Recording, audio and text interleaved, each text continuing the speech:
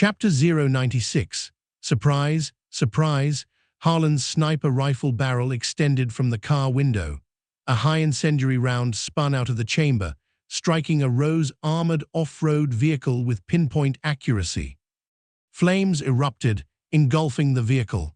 However, desert off-roaders were specially treated for high temperatures, limiting the incendiary round's effectiveness.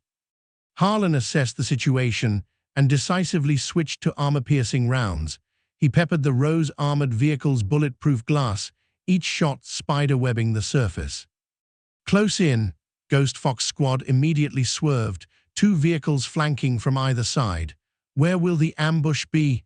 Knowing full well he was heading into the lion's den. Harlan's vigilance was at its peak. Suddenly, he activated his magnetic control armor, plating snapping over his face just in time to deflect a sniper round aimed squarely at his brow. Looking up, he spotted a new enemy off-roader appearing from the side. In the back seat, a stranger with a sniper rifle. To land such a precise shot from a speeding vehicle. There was a 30% chance they were a mechanic, 60% a sniper assassin, and a mere 10% luck. The shot had come from number 3. Who, surprised by its ineffectiveness, muttered, "Target has special defenses, unclear if it's an ability or mechanical," suspecting more than just this ambush. Harlan rapped on the back of the front seat. "Floor it, no slowing down, head for the designated point." Antonov expertly shifted gears and slammed the accelerator. The vehicle fishtailing as they veered in another direction. Suddenly, another off-roader materialized from their escape route, as if waiting in ambush. This time it was number 5, wielding a rocket launcher, and he fired. The rocket, trailing fire, rapidly closed the distance. Antonov's face tightened. He wrenched the steering wheel, sending the vehicle into a 90-degree skid. The rocket projectile grazed the rear, detonating in the desert. The deafening blast erupted, throwing up a geyser of sand.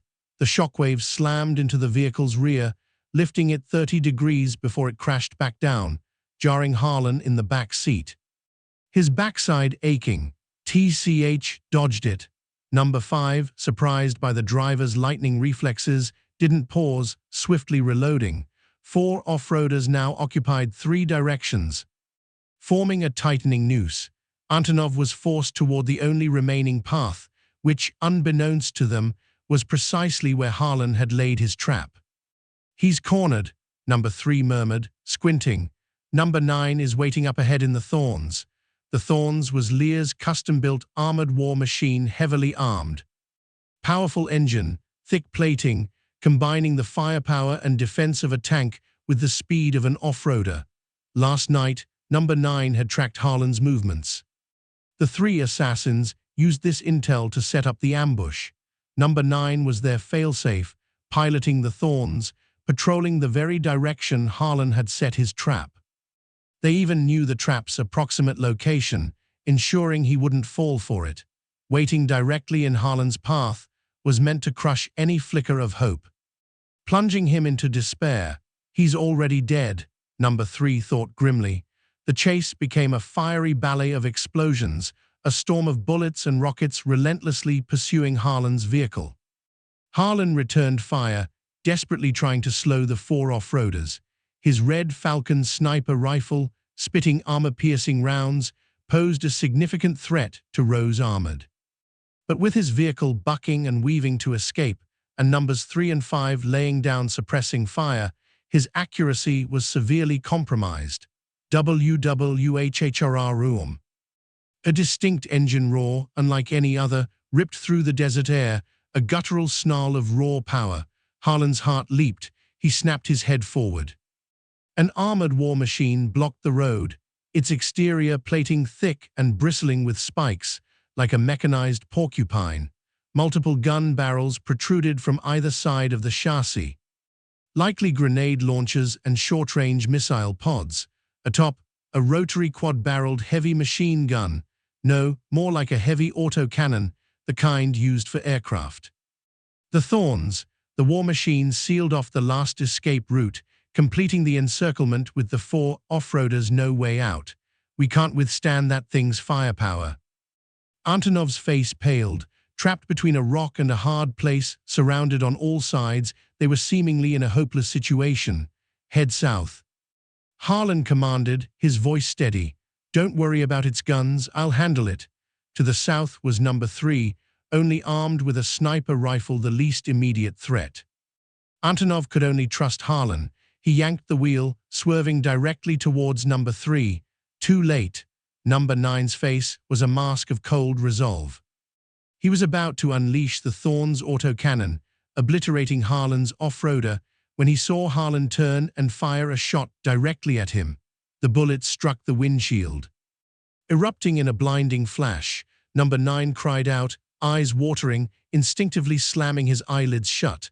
A flashbang round, boom, boom, boom. The Thorn's autocannon spat fire and smoke, wildly off-target, impacting the sand dozens of yards from Harlan's vehicle.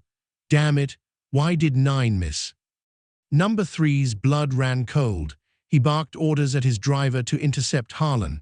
Antonov, fearless, floored the accelerator, ramming head-on into the side of number 3's off-roader. Both vehicles shuddered violently. Antonov, having chosen his angle perfectly, forced an opening, breaking free from the encirclement. Pursue! Victory snatched from their grasp at the last moment. Number 3 seethed, but glancing at the overall situation, his composure returned. No matter, they still held the advantage. Harlan had veered away from his trap. Running blindly, the Thorns, with its superior power and firepower, would soon overtake him and blast his vehicle to pieces. Harlan checked his rearview mirror. Rowe's armored vehicles were hot on their tail, barely 200 yards behind. Both vehicles were pushing over 100 miles per hour. The Thorns continued to fire. Autocannon rounds kicking up plumes of sand behind them. The flashbang's effect on number 9 was lingering, eyes bloodshot and stinging, vision blurred. Accuracy non-existent. Glancing down at his coordinate radar, Harlan remained unfazed. "Antonov," he said calmly, "nitrous in 48 seconds, 47. 30, 16, 3, 2, 1. Right on cue, Antonov flipped open a small panel beside the gearshift, revealing the nitrous boost button. He slammed it down. Blue flames erupted from the off-roader's exhaust. Speed surged instantaneously, rapidly widening the gap. The G-force slammed both men into their seats, pinning them immobile. "Futile death throes," number 3 scoffed. The nitrous boost was temporary, a fleeting reprieve. The Thorns would inevitably close the distance and rain down destruction. The distance stretched to 400 yards. The nitrous effect waned. "They're slowing down." Number 5 loaded a fresh rocket and climbed out of the sunroof.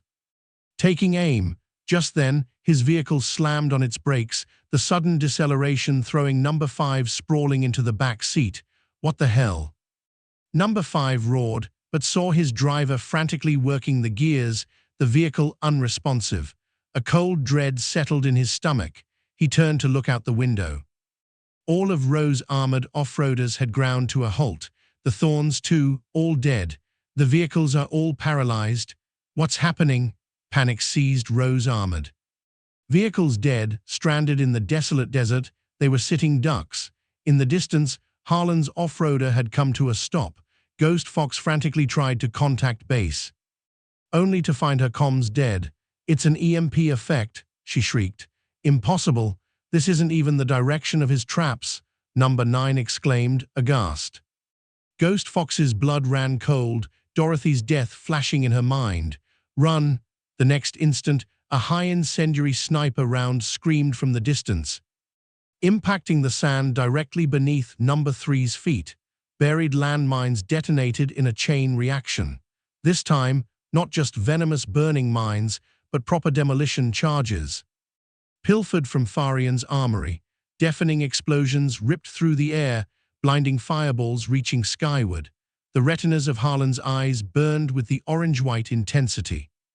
Within a 100-yard radius of Rowe's armored, fire and explosions consumed everything. No sign of life remained. Harlan, rifle slung over his shoulder, chuckled darkly. "Surprise, surprise, Expect the unexpected. Chapter 097. Capitalizing on weakness, Antonov stepped out of the vehicle, joining Harlan to watch the aftermath of the explosions. He lit a cigar, took a deep drag, and chuckled. Haven't seen a view this beautiful in ages. Sitting in the office too long, almost forgot what an explosion looked like. Then soak it in, Harlan replied, stretching his neck, easing the tension from the chase. The flames gradually subsided. He and Antonov approached the blast site. A thick, acrid stench assaulted their nostrils, a nauseating cocktail of burnt flesh and poison gas. Oh, right, the poison gas. Harlan's HUD flashed damage notifications. He grimaced, retreating to wait for the gas to dissipate before scavenging. Ugh, a weak moan drifted from the wreckage. Number 3 not quite dead. Crawled out, limbs mangled, body a grotesque mix of charred black and raw red. He slowly raised his head, eyes fixed on Harlan. You why? Harlan glanced at him. Cutting him off before he could finish, he drew his mad eagle and put a bullet between number 3's eyes. Hero's monologue, villains die talking. Lessons learned, countless times over. Technically, the mercenary thought about indulging in a little villain speech himself for a fleeting moment, but quickly reconsidered. Realizing he wasn't exactly the heroic type, he just pulled the trigger. Decent XP haul, number 359. What kind of trash names are those? Harlan muttered, glancing at his HUD, a look of disdain on his face. Wait, the kill log, something was missing. An enemy had been dealing damage earlier, but wasn't listed as killed. Harlan's eyes narrowed. He scanned the surroundings, then abruptly fired into the sand 20 yards away. Bang! A dark figure erupted from beneath the sand. Ghost Fox, dagger in hand, moved like a phantom, darting toward Antonov, the closest target. Her martial arts style incorporated rudimentary earth-burrowing techniques. She'd dove into the sand during the explosion, surviving the blast. She'd initially intended to hide, but Harlan had seen through her. Now it was a fight to the death. Sunlight glinted off the dagger's edge, a flash of lethal silver.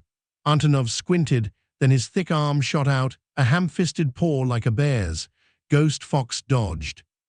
Her small size an advantage. She circled behind Antonov, dagger aimed for his spine. Suddenly, a dark shape filled her vision, Antonov's massive hand.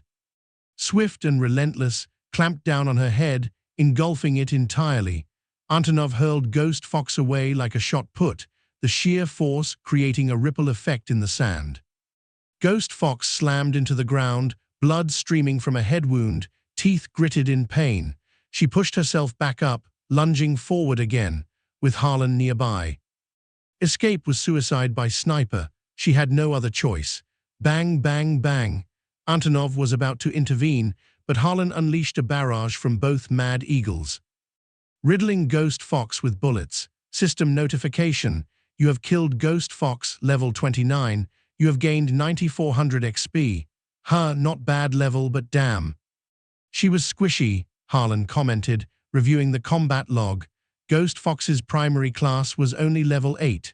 The rest were low-level subclasses. No wonder. Antonov sighed in mock exasperation. Could have given me a chance to stretch these rusty bones. Corpse is still warm. Go ahead and stretch, Harlan quipped. Picking his nose. You have a dark soul. Once the poison gas cleared, Harlan stepped into the blast zone, retrieving the buried EMP disruptor. Harlan hadn't been sure number 9 had tracked him, but he always planned contingencies. That night, he hadn't just set one trap, but 4, strategically placed in different directions along his route.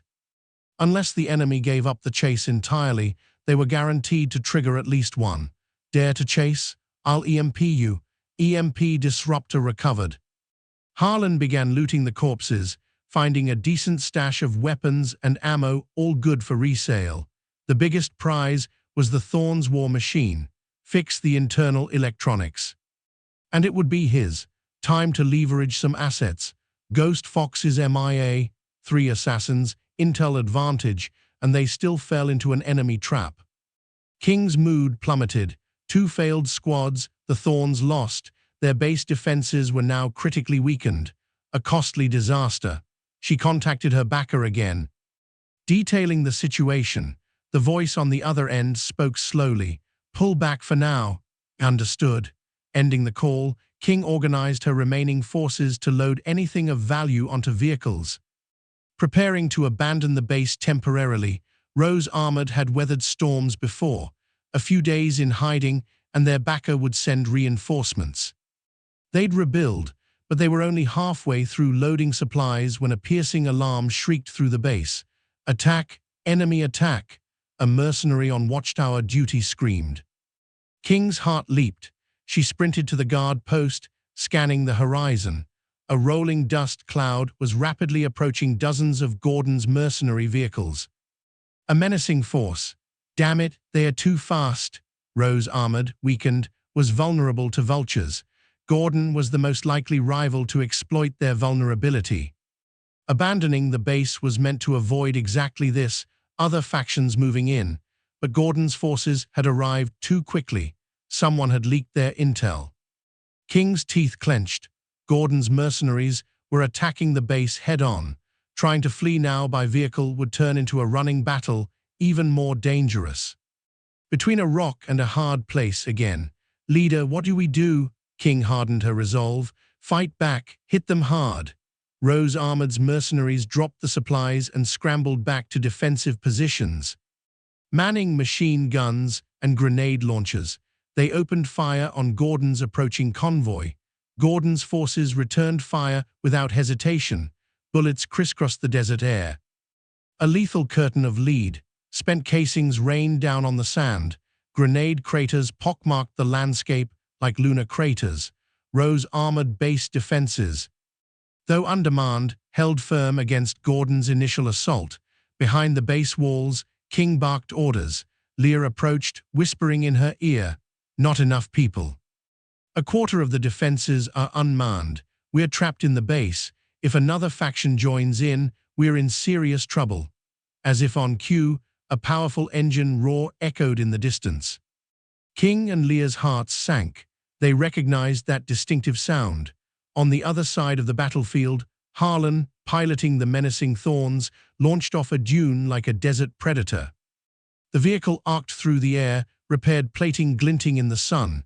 Wheels spun in midair, reaching maximum RPM. The Thorns slammed back to Earth, throwing up a cloud of sand, then surged forward toward Rose Armored base, unstoppable momentum, an aura of menace. "Isn't that Rose Armored Thorns?" Gordon's eyes widened. He barked orders for his forces to tighten formation. He knew the Thorns' firepower intimately. He assumed the pilot was hostile, bracing for a flanking attack. Unbeknownst to him, Rose Armored was even more panicked. They knew the Thorns' firepower even better. Lear screamed, "Shoot it down." "Don't let it reach the base." King's frustration boiled over. The Thorns had been their trump card. Now it was in enemy hands, turned against them. It was like watching your prized weapon stolen and flaunted in your face. Intolerable. King seethed, wanting nothing more than to use her abilities to turn that mercenary into unrecognizable carbonized sludge. Chapter 098. Secret Passage. The base's machine guns and grenade launchers immediately swiveled, targeting the rapidly approaching Thorns. Gordon, seeing this, realized the Thorns wasn't hostile. "Convoy on the flank, open a lane for that incoming vehicle," he bellowed. Gordon's convoy shifted formation, creating a direct path to Rose Armored main gate, clearing the way for the Thorns' assault. Harlan was alone in the Thorns. Hours earlier, he'd eliminated Ghost Fox Squad, returned to Farian base, repaired the Thorns, and now a one-man army. Other factions in the Somalian desert wouldn't miss Rose Armored weakened state. He'd leaked the intel to Gordon, creating the perfect chaos to exploit. The Thorns' grenade launchers, heavy machine guns, and missile pods were all manually operated, controlled by sights on the dashboard. No fire control system, manual aim required. Incoming fire was heavy. Harlan weaved to dodge what he could, letting the Thorns' armor absorb the rest. He targeted a gun emplacement on the base wall, triggering the launch sequence. The Thorns shuddered as multiple missiles and grenades streaked towards the base wall. Erupting in blinding flashes, the gun emplacement vaporized, reduced to spiraling debris. Inside the base, King's face was grim. She knew the base was likely lost. She called Leah over, whispering, "Take 5. We're evacuating through the secret passage. Abandon the base." Leah nodded, no argument.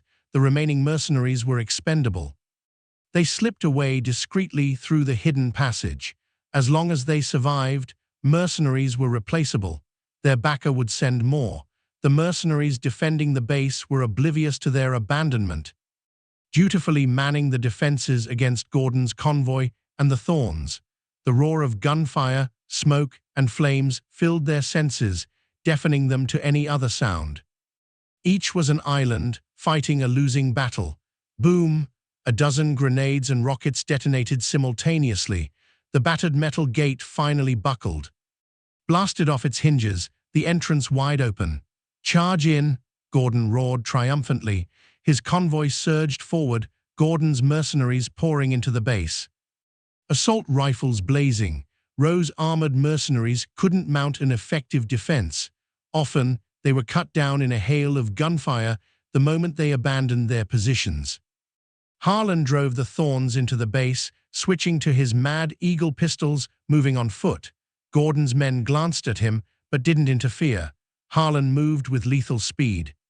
His black trench coat billowing behind him like a shroud, he swept through Rowe's armored base. 2 mercenaries he encountered were dispatched with 2 quick shots to the head. One was quite attractive. In a bikini, she'd be a beach stunner. Harlan briefly regretted headshotting her. He searched the base, but Rowe's armored leader was gone. Harlan frowned. Something was off. Secret passage gotta be. In the Somalian desert, bases without escape routes were rare. Harlan quickly spotted a telltale sign. King and her group had left in haste, leaving footprints. He followed them to a hidden cellar door in the floor. It was dark and damp, smelling faintly of stagnant water. Underground river, Harlan tossed in a lit fire starter, about 15 feet deep, seemed safe. He jumped down. Rowe's armored base was built on a massive rock formation. The cellar opened into a man-made tunnel, like a mine shaft, timber supports bracing the rock walls. Pitch black ahead, no light source. Footprints in the dust led deeper into the darkness. Harlan touched the rock wall, damp and cold. Underground river nearby, probably. Uncertain of what lay ahead, he pulled his portable spider drone from his coat. He placed it on the ground, activating it via a handheld tablet. The mechanical spider clicked to attention, like a soldier awaiting orders. "Let's call you Spiderbot Alpha."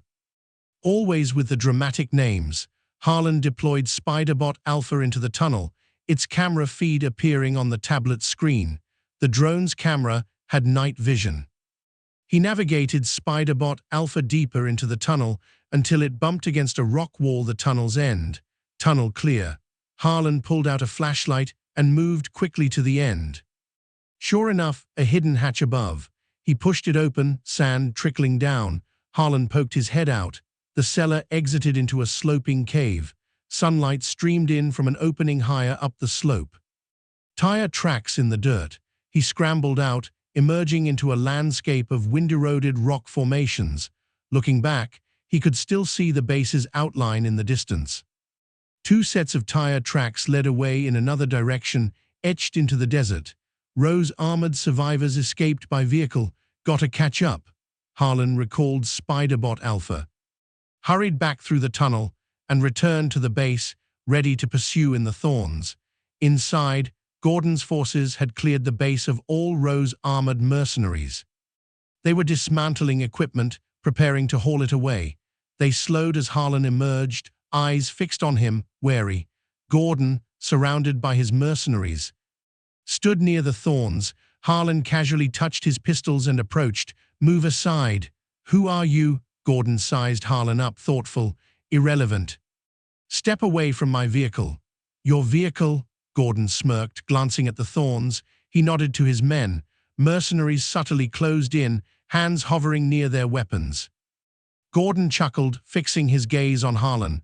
"Is this your vehicle?" he repeated, a thinly veiled threat. "If you play tough, we'll just overwhelm you." "SHHK," Harlan moved before Gordon finished the sentence. A 3-meter burst of speed, mad eagles drawn like twin blades, muzzle pressed against Gordon's forehead. Swift as a falcon, a black blur of motion. Fast, Gordon's mercenaries gasped, scrambling to raise their weapons. Harlan's lightning speed had them on edge. Their boss had a gun to his head. They hesitated to fire, a tense standoff. Gun pressed against his temple, Gordon remained calm. A hardened man, no stranger to danger. He sneered, "If you think threatening me will make my men drop their guns, you're wasting your breath." Harlan ignored the surrounding weapons, voice level. "You know who I am. Your employer wouldn't want in fighting." Gordon's expression flickered. He frowned, considering for a full minute. The tension ratcheted higher. Then, abruptly, he waved his hand, dismissing his men. He forced a strained smile. "Guess it is your vehicle after all." Harlan held his mad eagle steady. Gordon stepped aside, clearing a path. Harlan moved past Gordon, sliding into the Thorn's cockpit. He raised an eyebrow. "Nice try. Next time, don't be so obvious." He slammed the accelerator, roaring away. Gordon watched the Thorns disappear into the distance, his smile vanishing. He turned to his men, who were staring at him expectantly. "What are you looking at? Get back to work." He coveted the Thorns, but not enough to risk his employer's wrath. Gordon figured Harlan was a hired gun. Like himself, a sort of colleague. Since Harlan had called his bluff, he couldn't press the issue. Messing with their employer's business would have dire consequences. Besides, Harlan was an unknown quantity, a dangerous wildcard. Gordon decided to swallow his greed and let it go. Chapter 099. Felonia. Harlan followed the tracks. The endless expanse of yellow sand stretching before him. King's vehicle tracks were clear as creases in a folded white sheet. His coordinate radar kept him on course. They were heading toward the outer edge of the Somalian desert. Weather data indicated a recent sandstorm in this region. The monotonous desert scenery began to wear on Harlan. After half an hour of pursuit, a vehicle appeared on the horizon. He straightened up. Finally catching up, sightlines were mutual. Rose, armored in the off-roader, spotted the Thorns. "It's the Thorns," Leah shrieked. King's face hardened. She scanned their surroundings, seeing only one pursuing vehicle. Fury surged. One man. Daring to chase them alone. Did he think they were pushovers? Turn around, boom, boom, boom. The Thorns unleashed a barrage of grenades and missiles, raining down on King's vehicle. King ducked, embarrassed. Maybe, let's run for a bit. Wait for him to run out of ammo." A fiery chase resumed. Vehicles bounding over dunes. Ragged pilgrims trudged across the dune crests. The lead pilgrim, an old man, wheezed, sweat soaking his worn clothes. He dismounted his pack animal, unslung a waterskin, and took a shaky sip, barely easing his exhaustion and thirst. He looked back at his group, all weary and dispirited. This small band was all that remained of the pilgrimage. He remembered his youth, tens of thousands of exiled countrymen embarking on this journey. Years of hardship had whittled them down to these last 20-odd souls. Some died, some gave up. Sometimes the old pilgrim doubted Felonia's existence, but to give up now would be to invalidate years of unwavering faith. The distant engine roar grew louder. Harlan and Rose armored vehicles, trailing dust clouds, appeared on the horizon. The pilgrims were unfazed. Seeing the two warring vehicles weren't headed their way, they relaxed, standing aside to let them pass. Then a missile went wide, impacting the sand nearby. And suddenly, everything changed. The ground shuddered. Where the missile struck, the desert floor caved in, quicksand swirling, collapsing into a dark, gaping maw. The hole widened, like the earth opening its jaws. Quicksand meant a massive cavern beneath the desert. "What is that?" The pilgrims stared at the sinkhole. Mouths agape. System notification. Hidden location discovered. Felonia 08. You have gained 1000 exploration XP. System notification. Bounty hunter, Rose armored, Hidden objective achieved. Huh, Harlan nearly lost control of the thorns. What the hell? That was some accidental discovery. Why was his luck wasted on this? Damn it, the sinkhole continued to expand. He recalled the recent sandstorm. Shifting sand layers, maybe his missile had triggered a chain reaction. He was curious about Felonia, but Rose Armored was still the priority. He marked the location on his radar and resumed the chase.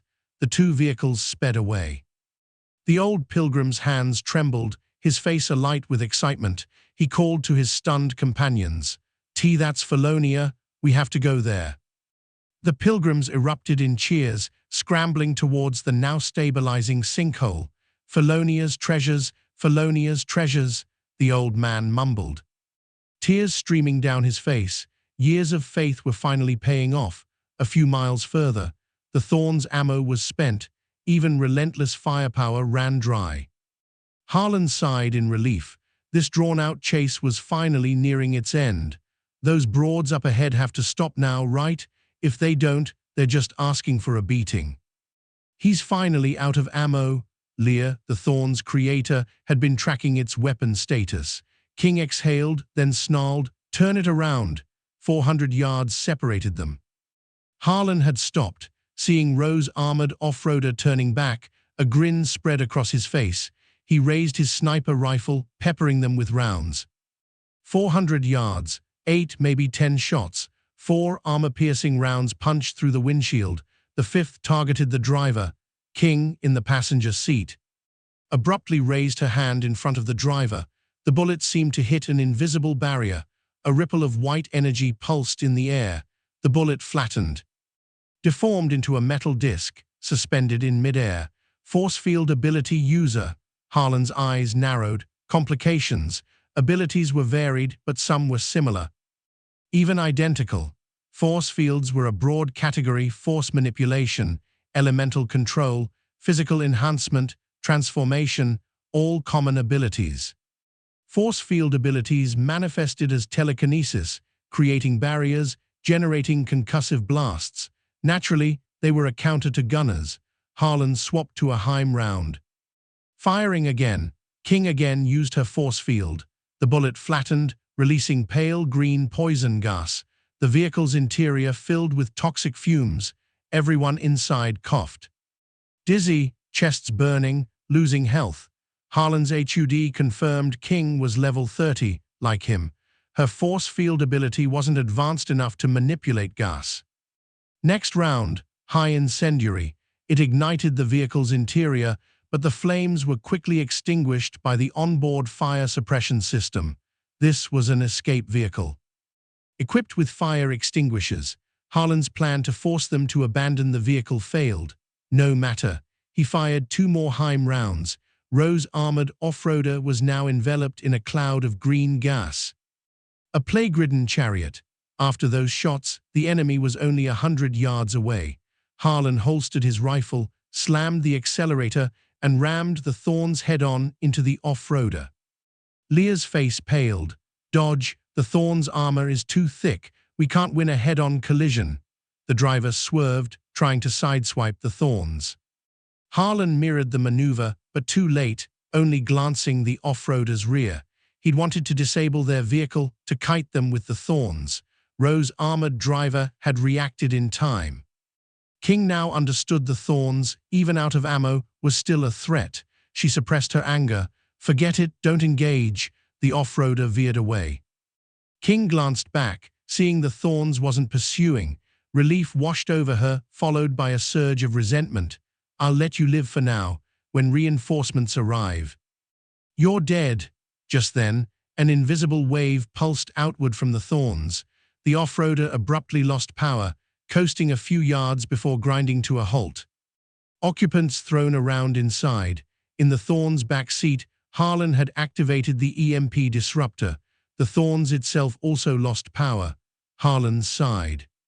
Last resort to prevent escape. He hadn't wanted to use it, but King wasn't bold enough to stay and fight. A mutual kill move, even if he could repair the Thorns. It would take at least 15 minutes. Time for a personal confrontation. Vehicles dead. King's mind reeled. outmaneuvered again and again. Rage finally broke.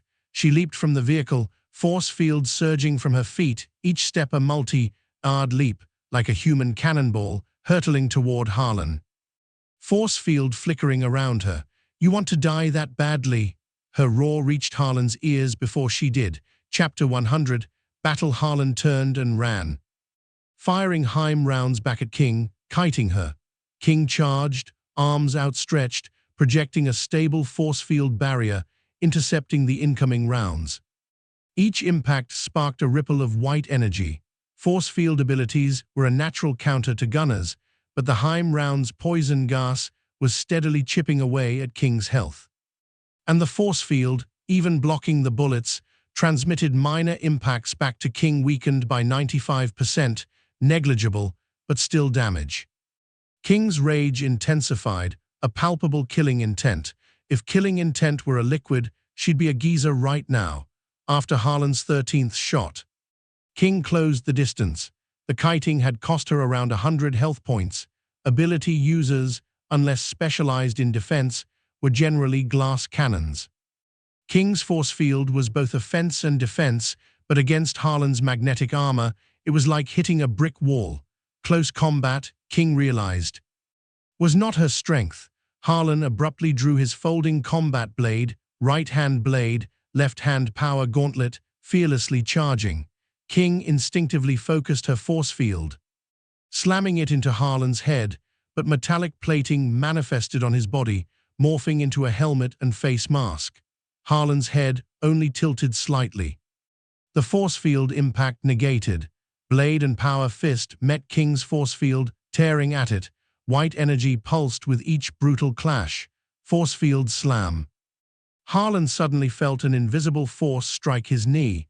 King used the opening to disengage, chest heaving, lungs burning. The high-intensity fight was draining her stamina.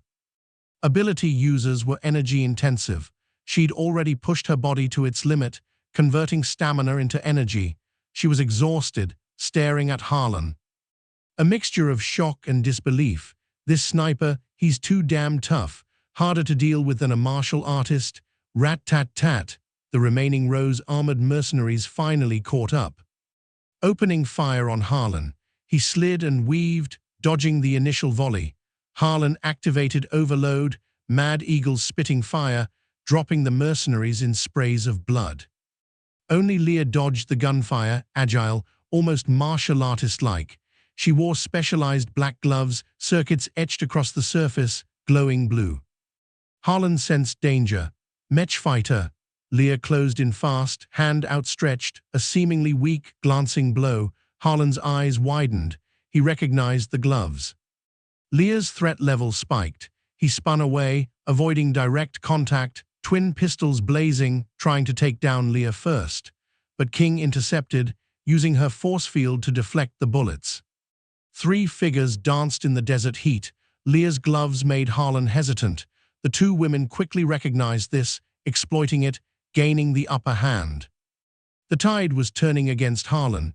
If I don't take risks, I won't take them down. Harlan's eyes hardened. He lunged at Leah. He'd been too cautious of her gloves. This sudden attack caught Leah off guard. Her gloved hand instinctively pressed against Harlan's chest armor. Electricity and heat exploded outward. Durability plummeted. Almost 100 points gone in an instant. The magnetic armor had never taken damage like that before. Harlan's chest seared. The heat exceeded the armor's thermal resistance, burning his flesh. No time to check his HUD. He used the close quarters opening, plunging his plasma blade into Leah's chest. An eye for an eye, damage for damage. Into Leah's widening eyes, he jammed a Mad Eagle against her forehead, unleashing the rest of the magazine. Mech fighters without armor were glass cannons. The entire Mad Eagle clip emptied. Bang, bang, bang. Open your skull. One down, King roared, seizing the opening to slam her force field into Harlan's back. His spine flared with agony, feeling close to breaking. Harlan ignored the pain, stumbling forward, spinning, emptying his remaining Mad Eagle clip. Focusing on King's legs, the earlier fight had drained King's energy. She was faltering. The sudden attack caught her off guard. Bullets pierced her weakened force field, one shattering her kneecap. King's face twisted in pain. She knew how fatal mobility loss was against a sniper. Desperate, she gathered every ounce of remaining force field energy, aiming to cripple Harlan's legs in return. But Harlan, the instant he'd landed his shots, had leaped back, creating distance. King's force field blast detonated where he'd been standing, gouging a crater in the sand. Despair washed over King. Leg wounded, she was now a stationary target. Harlan, at range, would pick her apart. She could only passively defend. Her energy reserves dwindling. Hopelessness consumed her. It's over. Bang, bang, bang. Harlan, from afar, methodically fired, each sniper shot steadily draining King's force field. In her eyes, a mixture of defiance and fury, Harlan put a bullet through her head. System notification. You have killed King, level 30. You have gained 12,000 XP. Harlan exhaled, tension draining away. Ignoring the searing pain in his chest, he immediately went to Leah's corpse, removing the black gloves. System notification. You have acquired electrothermal cutting gloves, X2. The gloves utilize principles of basic thermodynamics, microelectrothermal converters, powered by high-energy batteries. High energy consumption, powerful output, bonus damage against metal, Loot claimed. This seemed to be his first mech fighter enemy, dropping their gear. Mech fighters centered their combat style around one or more close combat mechanical weapons, developing specialized skills around them. Leah was a low-tier mech fighter, relying solely on equipment power. Some mech fighter gear came with built-in skills triggered under certain conditions. Old Man Lou's blueprints included one such piece of equipment. Mission complete. All that was left was to return and collect the reward. Harlan remembered Felonia. He wanted to check it out. He deactivated the EMP disruptor, inspected the Thorn's fried components, calculating a 15-minute repair time. He set to work. There were pilgrims near Felonia. Hope they are okay. Half an hour earlier, Felonia's entrance was a cliffside fault. The pilgrims climbed down the rock face, finding themselves in pitch darkness. A corridor-like space, narrow walls on either side, a tunnel stretching ahead and behind. A young pilgrim switched on a flashlight, illuminating their surroundings. Everyone's jaws dropped, disbelief etched on their faces. This is.